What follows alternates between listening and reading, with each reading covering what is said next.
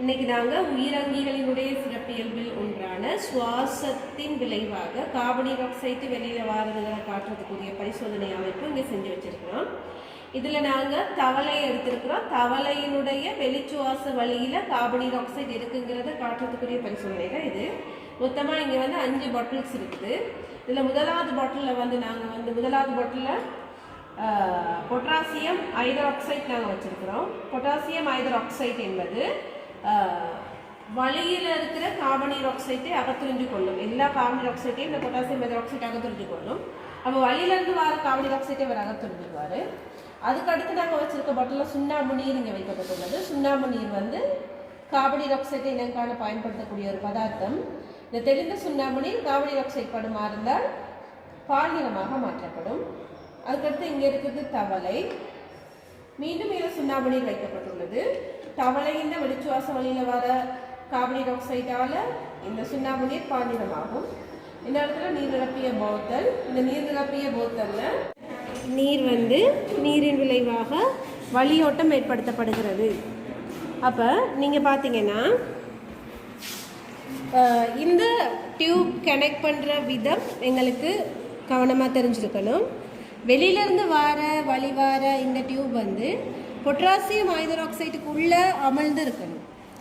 அதே போல் இந்த டியூப் இந்த டியூப் உயரத்தில் அமைஞ்சிருக்கணும்.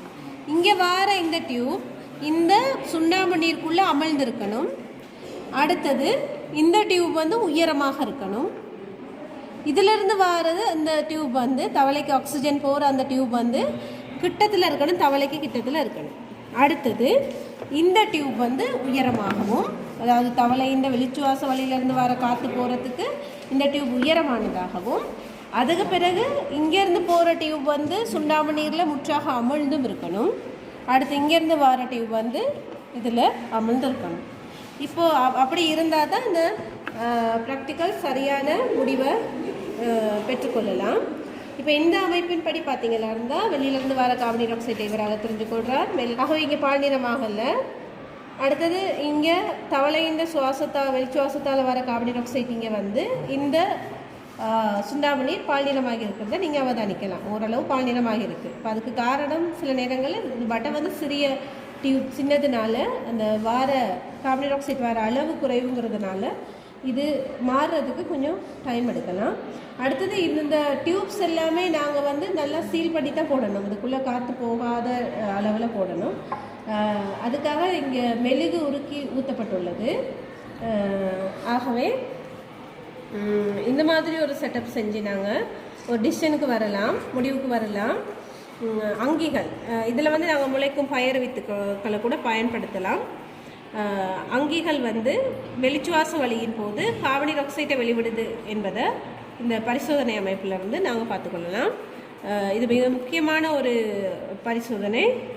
பெரும்பாலான கடந்த கால வினாக்களில் இது வர்றதை நீங்கள் பார்க்கலாம். வேறு ஏபிசிடி அப்படின்னு பாட்டில்ஸ் கொடுத்து இதில் என்னென்ன கரைசல் போடுறது, ஏன் போடுறதுங்கிற ரீசன் எல்லாம் வந்திருக்கும். ஆகவே இந்த பரிசோதனை முறையை நீங்கள் கிளியராக தெரிஞ்சுக்கிறதுனால உங்களுக்கு எக்ஸாம்லையும் புள்ளிகளை எடுத்துக்கொள்ளலாம்.